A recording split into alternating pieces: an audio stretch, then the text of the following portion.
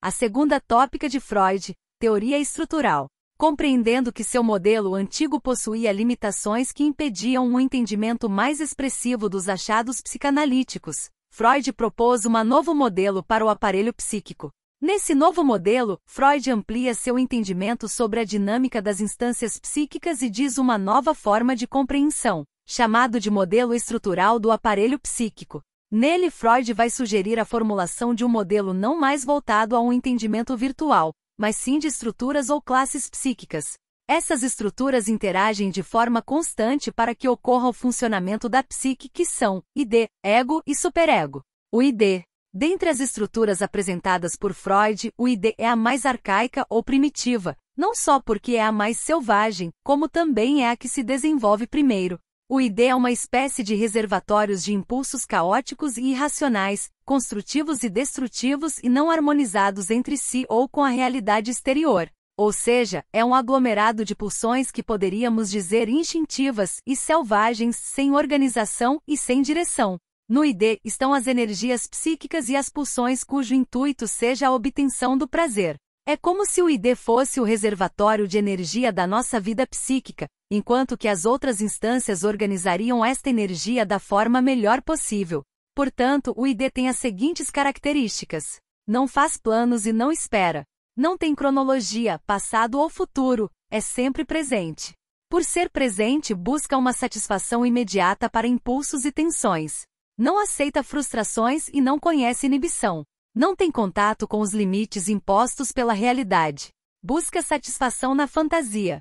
Pode ter o mesmo efeito de uma ação concreta para atingir um objetivo. É todo inconsciente. Superego. Instância psíquica que é chamada pelo ego para controlar o id. Ou seja, o superego é uma modificação ou especialização do ego que visa impedir que os impulsos do id se concretizem da forma como são.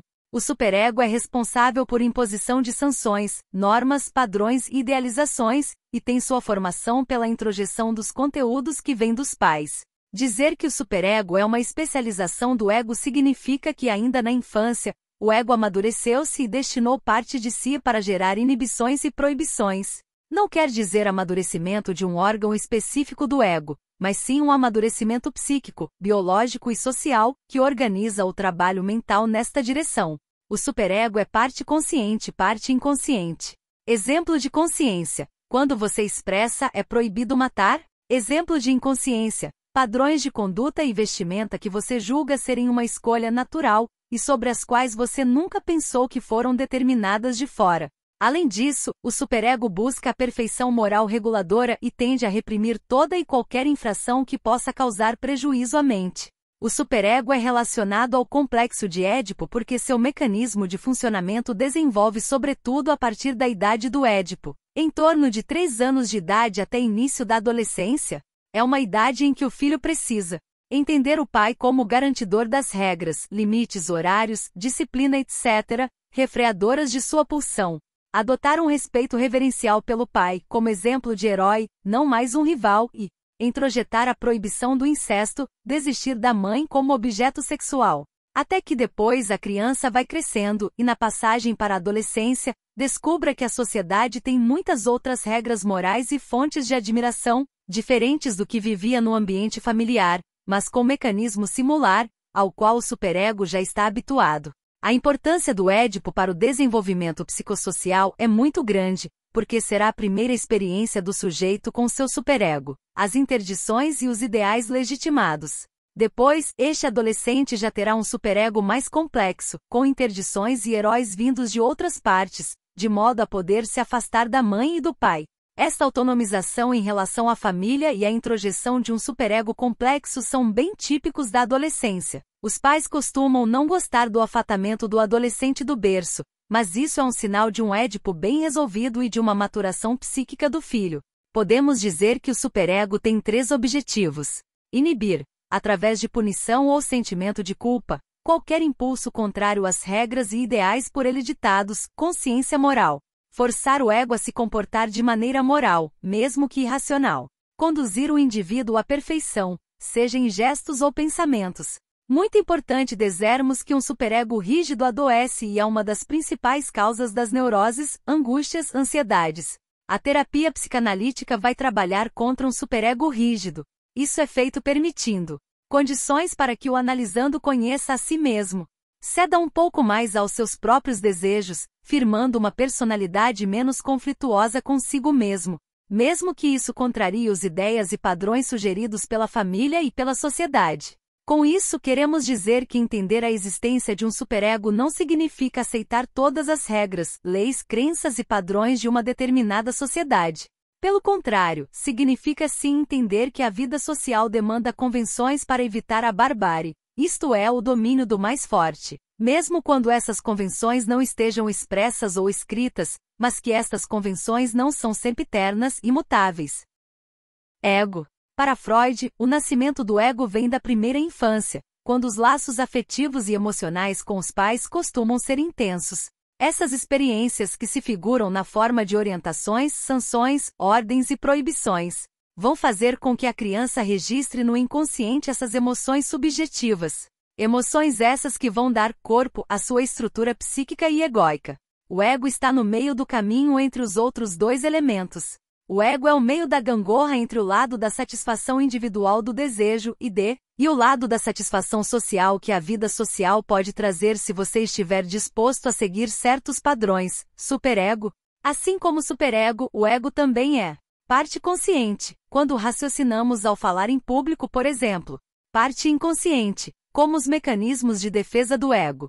A função mediadora do ego, constituído de traços nêmicos antigos, lembranças afetivas da infância. O ego possui sua maior parte consciente, mas também ocupa um espaço no inconsciente.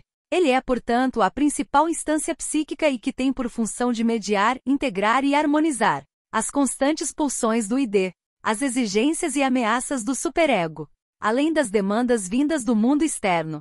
O princípio da realidade. O ego se desenvolve a partir do ID com o objetivo de permitir que seus impulsos sejam eficientes, ou seja, levando em conta o mundo externo. É o chamado princípio da realidade. É esse princípio que introduz a razão, o planejamento e a espera no comportamento humano. Portanto, a satisfação das pulsões é retardada até o momento em que a realidade permita satisfazê-las com o máximo de prazer e um mínimo de consequências negativas, comparando a primeira e a segunda tópicas freudianas. A teoria topográfica de Freud, consciente, pré-consciente e inconsciente, distingue-se da teoria estrutural, ego e de superego. Não são teorias incompatíveis. Freud não abandonou uma em detrimento de outra. Mesmo depois que Freud elaborou a teoria estrutural, segunda tópica, continuou adotando em seus trabalhos os conceitos de consciente e inconsciente, primeira tópica, justapondo a primeira e a segunda tópicas freudianas em uma única imagem, e considerando a metáfora, ou alegoria, do iceberg em Freud, isto é, apenas uma parte para fora d'água representa a mente acessível ao consciente, todo o resto está submerso em pré-consciência e principalmente inconsciência, teríamos. Da análise da imagem acima, é importante notar que se quisermos relacionar uma teoria freudiana com a outra, o ID é todo inconsciente, todo submerso. Mas o inconsciente não é inteiro ID, uma parte do que está submerso é também ego e superego. O inconsciente engloba o ID todo e partes do superego e do ego. Não pense você que apenas o ID é inconsciente. Se assim o fosse, por que Freud criaria uma outra teoria? Ele só diria que são as mesmas coisas com outros nomes. O inconsciente seja um lugar no cérebro, precisamente delimitado, embora existam estudos na neurologia que apontem regiões cerebrais mais conscientes e outras mais inconscientes. Da perspectiva do desenvolvimento psíquico humano, o ID todo inconsciente é a parte mais primitiva e selvagem, é a fonte de energia psíquica, tem uma linguagem própria e é todo inconsciente. No começo, somos apenas impulsos e desejos impelidos a uma satisfação imediata. O ego, parte consciente, parte inconsciente, desenvolve-se como uma parte do ID, a partir do momento em que o sujeito inicia sua personalização como um eu-ego, como uma unidade mente-corpo e como distinto das outras pessoas e coisas.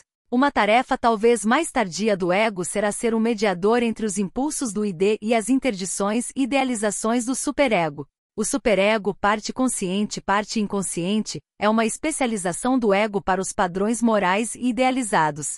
Desenvolve-se principalmente a partir do advento do Édipo, quando o sujeito começa a confrontar-se com as interdições e a idealizar padrões e heróis. Então, se tivermos de comparar as teorias das duas tópicas de Freud, diríamos que o id é todo inconsciente.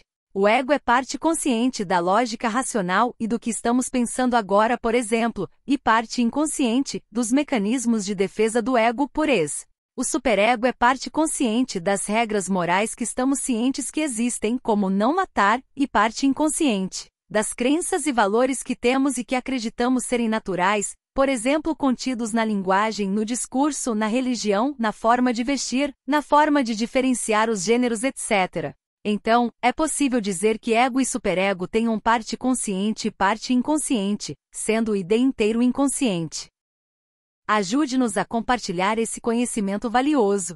Assista ao nosso vídeo sobre psicanálise e compartilhe-o com seus amigos e colegas. Juntos, podemos desvendar os mistérios da mente humana.